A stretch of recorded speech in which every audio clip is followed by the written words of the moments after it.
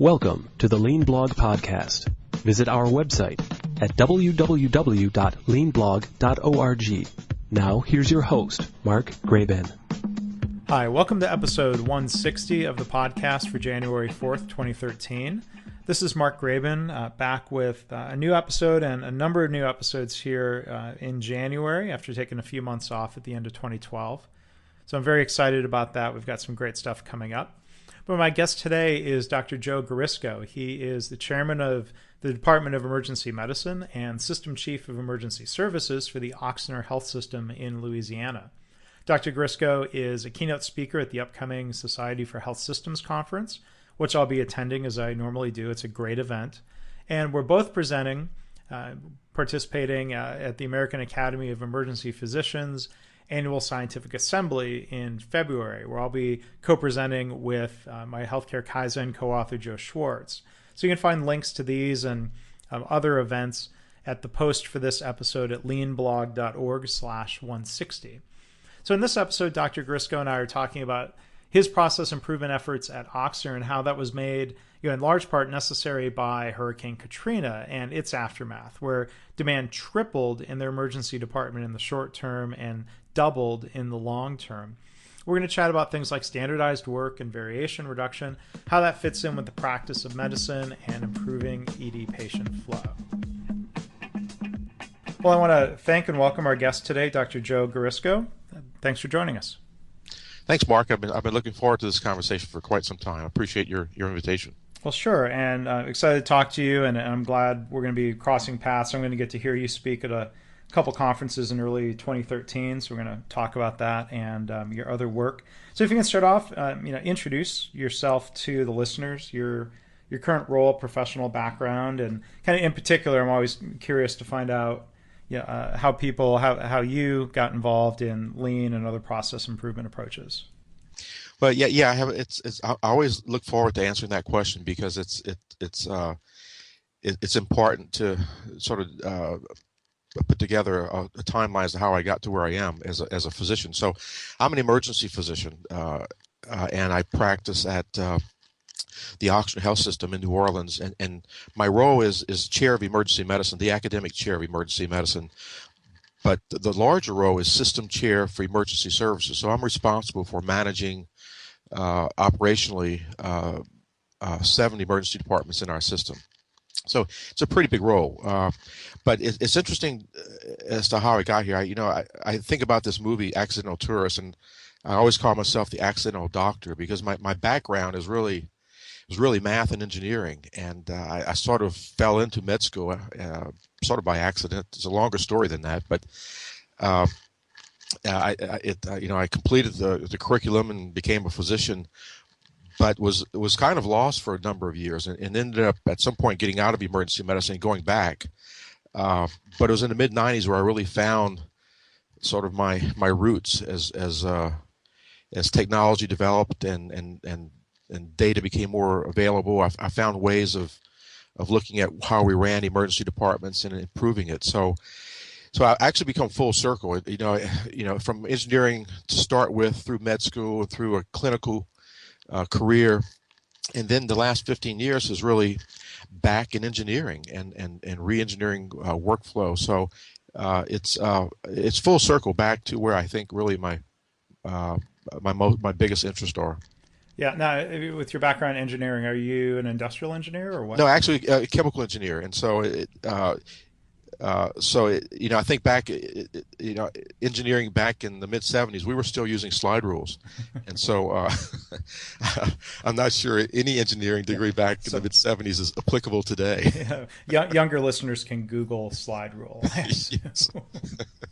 I still have a few I'd like to show people. They're frozen stuck. They don't slide anymore. But I was wondering. So chemical engineer. I was wondering if you're an industrial engineer because you're speaking at the Society for Health Systems Conference in March. And for people who aren't familiar with SHS, Society for Health Systems, is part of the Institute of Industrial Engineers.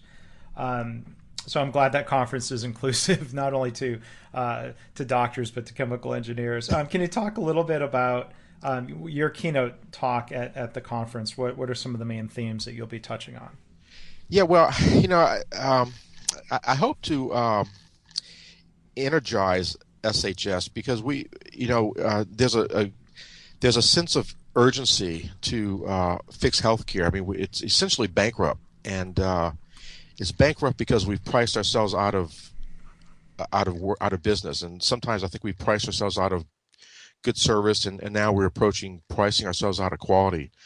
So I go back to my first, and this is what I hope to talk about. I go back to my first meeting with SHS shortly after Katrina, Hurricane Katrina, and so I hope to sort of bring that story to SHS again as to how I sort of found my place at SHS because as a group they were focused on reengineering healthcare, and I thought that's where the answers were. So I'd like to talk about how that came to be and the work that I've done with SHS through the years as a result of that meeting. And then focus a lot on what we need to do.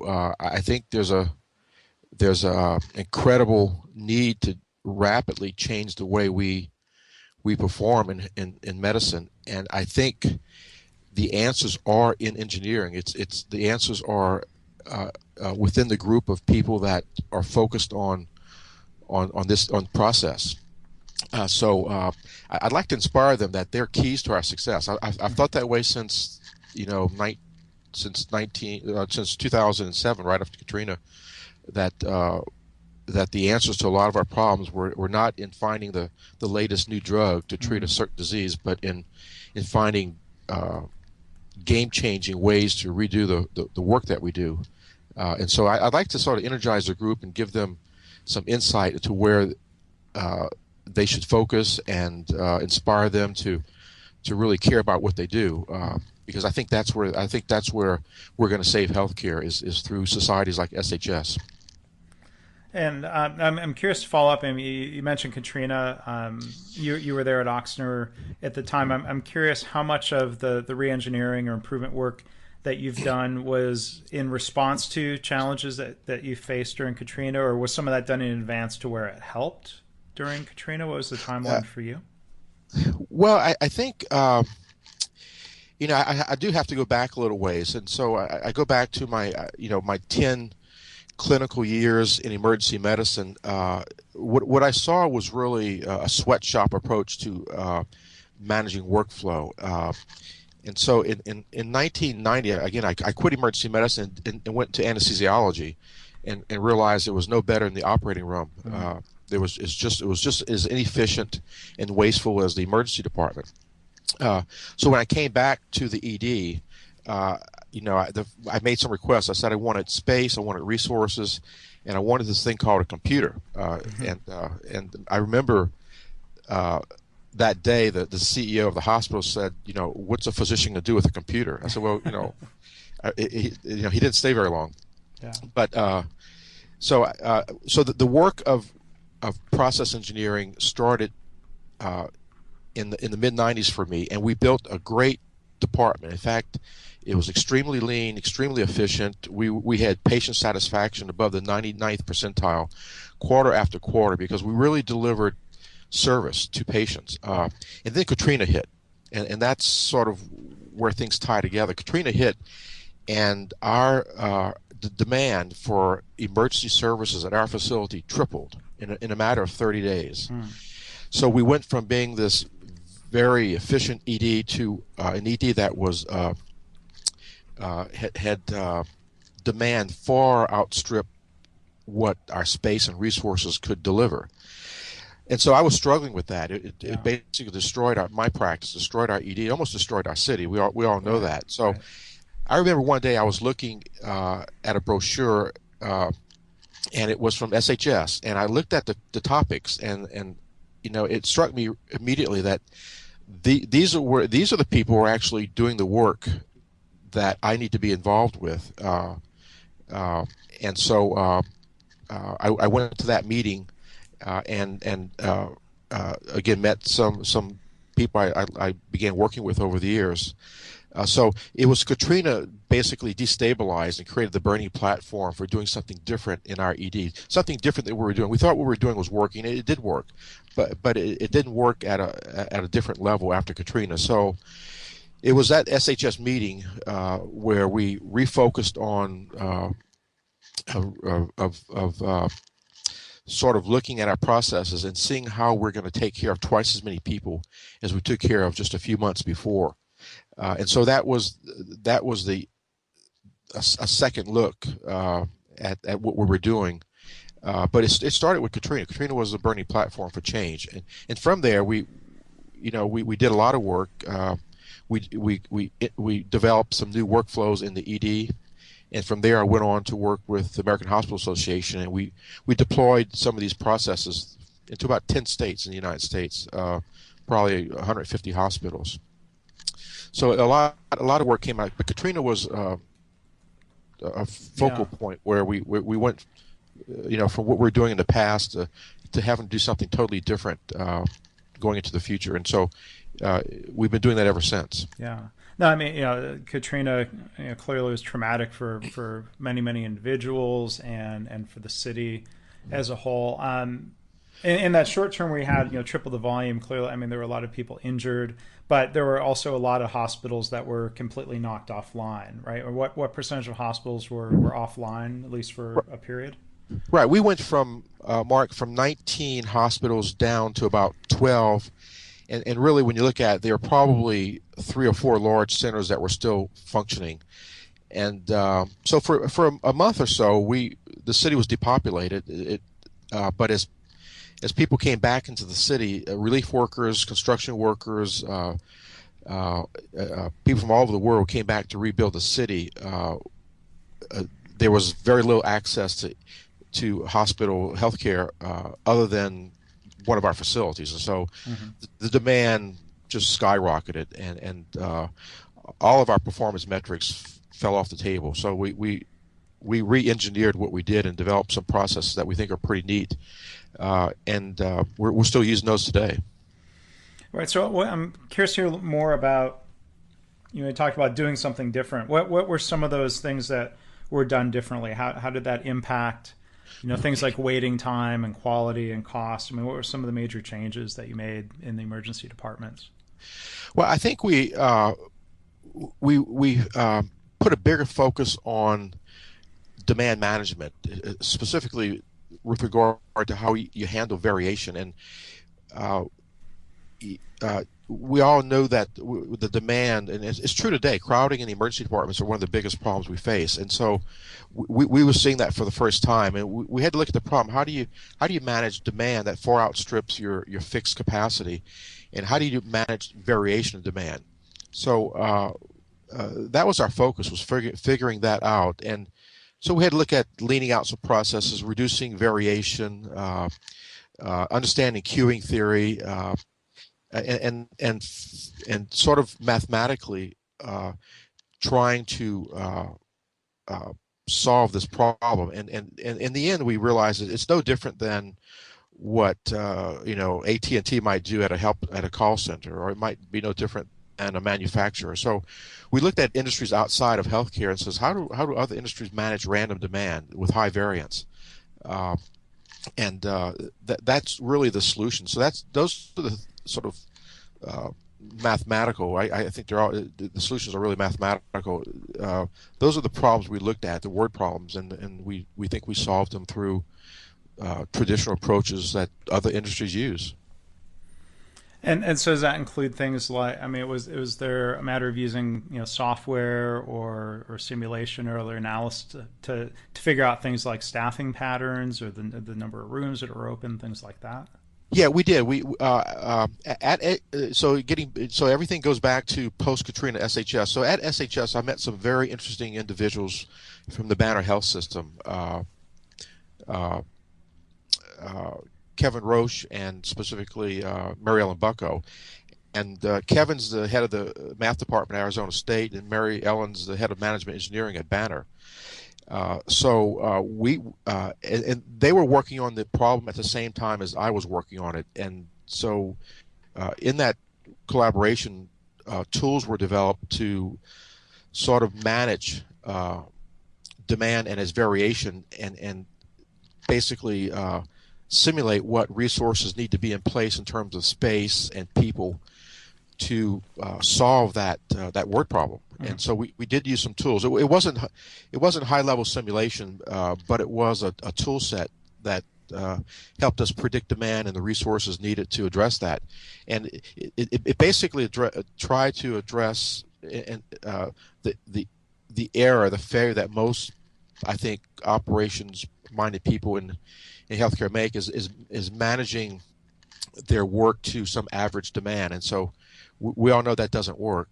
And so the tool sort of gave us a view as to what we need to do to solve this problem, not 50% of the time, but 95% of the time. And that's where healthcare fails. It's one of the critical failures, I think. And I'm curious to explore a little bit more, talk about, answers being in engineering and things like process and systems. I think you're among a handful of people out there who talk about, the power of this in healthcare. How do you, especially talking with physicians, when we talk about phrases that are common in Lean or Six Sigma, things like standardized work, variation reduction, there's often kind of just, an emotional reaction to that. People get upset, people get worried. How do you see, the concepts like that fitting in with the practice of medicine? How do you communicate that and work with physicians on topics like that? Yeah, that's another question I always look forward to, because we were meeting here at the hospital till late last night specifically about this issue. Is that we have 14,000 employees here, and we're a large organization, and I think us and like everyone else is struggling to sort of manage costs, and so we're trying to figure out how to we know that it's variance largely that's producing issues, and sometimes there's no variance. Sometimes the problem is there's standardization at a high cost point, and so that's a problem. But largely it's too much variation. So we're looking at everything from hip replacements to any type of medical device insertion to operating room procedures, and looking at clinical variation and the cost of that variation. The key thing is how do you approach physicians, and because it's a group that's fiercely independent, and how do you approach them and lead them to a different place in terms of how they approach their work. So it's about change management, and we've been successful at analyzing workflow, looking at the cost, and in the end presenting a very smart, well-educated group and convincing that this is the best thing for the patients, the best thing for us. And so it's how it's phrased. And so we're fortunate to have a great leadership, but I think getting to where we need to be, which is standardizing how we do things and reducing variance and therefore reducing costs, requires it's really about leadership and change management, because we know that's where the waste is. So that's a big challenge. So we work hard. And in fact, so last night we were talking about how we execute on this, and how do we get this message out to physicians who are out practicing on a day-to-day basis. Well, I think the way when you talk about leadership and you said, well, how do you lead them? I think that's the right approach, as opposed to, I think some people are just trying to force people to do things a certain way. That doesn't work. That's not respectful. So I think you're right. It's a matter of engaging people and helping them see the impact of the way things are done, whether it's negative impact on quality or cost, or if you can think of it in terms of a positive of how we can make things better. I mean, can you share an example from your setting of standardization and a benefit? Is that a matter of things like protocols and standard order sets, or is it kind of go beyond things like that? Yeah. So we have brought some really key individuals into our organization over the last few years, and they're from from industries around the country, some from healthcare, some from outside healthcare, to help us look at this. And so one of our early projects was, and I love this one, is to look at hip replacements. We know when we look at hip replacements in our organization, there's a 300% variance in the actual cost of doing that procedure. And it has to do with a number of things. One is physicians selecting a prosthetic device that may be double the cost of another device. They may be using, for instance, you typically use cement in hip replacements, and some types of cement have a very expensive antibiotic embedded in it. So we look at the outcomes, and we say, okay, is there any clinical evidence that an antibiotic type of cement versus one without an antibiotic, does that improve outcomes? Does this device that costs twice as much as another device, does that affect outcomes? And so we look at the cost, we look at the outcomes, and we give that data to the clinicians and engage them in saying, this is about the patient, it's about healthcare, it's about what we do for our community, and that's how we're affecting change. And so we look and say, is it appropriate to have a process that costs twice or triple another process that's really producing the same outcome? So what's important in all this is processing information. You have to be able to get the data, and until recently, healthcare has not had the data. Only the actuarials and the insurance companies had the data. So now we have it, and so we're using that to sort of is to lead physicians and to into a new place in their practice without having to push and cajole. And they'll usually do the right thing. I think everyone sees that we have to do this, or the healthcare is in deep trouble. So that's been our approach. So hip replacement is just one, and we're looking at everything we do and saying, what does it cost, and can we show that doing it this way actually improves outcomes? And if it doesn't, then we have to do it a different way, and that's how we're looking at it. So we looked at other companies. I mean, look at, just take any growth company around the world. How do they standardize what they do 3,000 miles away? And they do two things. One is they create ownership remotely, and getting physicians to own their practice, own how they do things is one thing. And secondly, they reduce variance. I mean, if you go to Starbucks anywhere in the country, you're going to get the same product, but you get it because the people in that store own their business.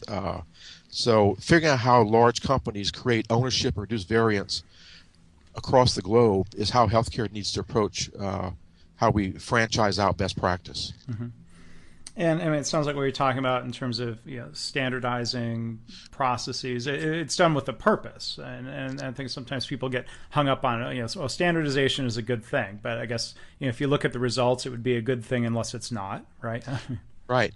No, when you use the word purpose, last night, if there was one word that came out of our strategy sessions, it was purpose. I mean, it's interesting that you came up with that word, but it's really giving clinicians and the individuals who are helping us remodel healthcare is saying the purpose, keeping the patient at the center and creating a purpose, which is probably another phrase for creating that burning platform. But in that burning platform is having clinicians understand that there's a purpose for doing what we're doing. It's not just to.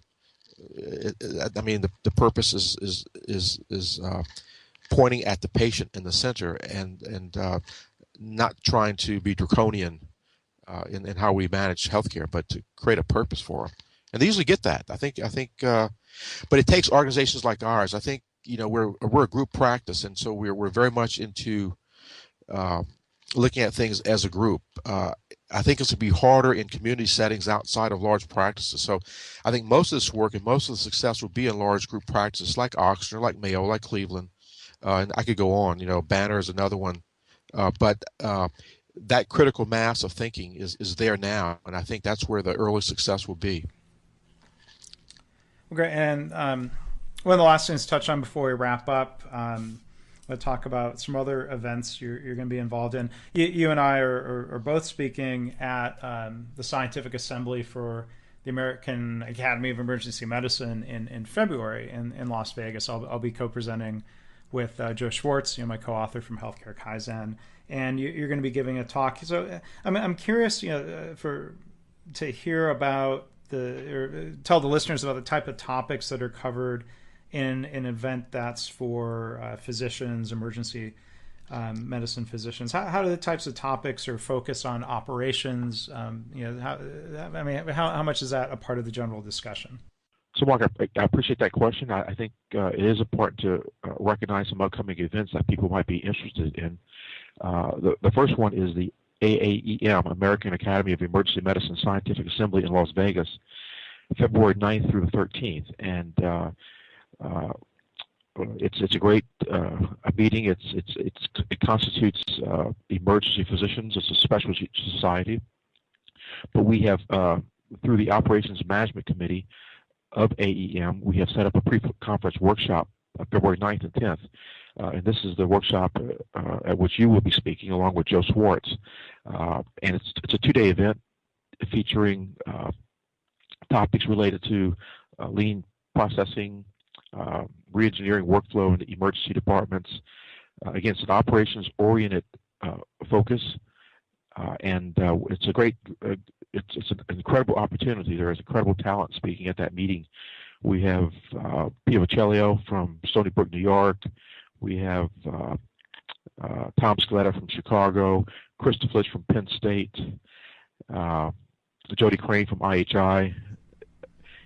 And anyway, it's a great, incredible powerhouse of experts in the field of operations management. It's something not to be missed. And again, it's sponsored by the Operations Management Committee at the AEM in Las Vegas, February 9th and 10th for that 2-day workshop. The second meeting is a little bit later in March by the Society for Health Systems, SHS, a society of the Institute of Industrial Engineers, and that will be held in New Orleans. Of course, the focus of that society is on lean, and the group constitutes industrial engineers from all over the world. So I'll be addressing the society, again, talking about lean, waste reduction, and all the contemporary topics that I think are really important in emergency medicine and in healthcare in general. So I think that's a second incredibly great meeting being held in New Orleans in March. The third meeting I'll be speaking at is the EDPMA meeting in Las Vegas in May. And EDPMA is the Emergency Department Practice Management Association, and that group is largely made up of emergency department group practices. Some of them large, like Schumacher Incorporated out of Lafayette, Louisiana, Team Health, MCare. They're involved in that, and it's the focus of that society is to improve the business of emergency medicine, but more specifically the practice of emergency medicine. And it's another meeting that I think will have significant interest from emergency physicians and those involved in the practice of and management of emergency departments around the country. That's EDPMA in Las Vegas. So the focus of that will be leadership and change transformation, change management, and process improvement in emergency departments. So 3 great meetings. Again, it tells you that the focus in healthcare is moving toward lean and process improvement and reengineering workflow more than ever. So I think these 3 meetings highlight the fact that the work you're doing and the work that we're being asked to focus on is increasingly the way to fix some of the problems in healthcare. So 3 great meetings, and I hope people can take a look at that, and if they have the opportunity to go, it'd be a good opportunity to hear some great speakers and some great topics. Dr. Joe Guarisco, thanks so much for kind of sharing some of your work and experiences here on the podcast with us today. Thank you, Mark. I enjoyed it. Appreciate it. Thanks for listening. This has been the Lean Blog Podcast. For lean news and commentary updated daily, visit www.leanblog.org. If you have any questions or comments about this podcast, email Mark at leanpodcast@gmail.com.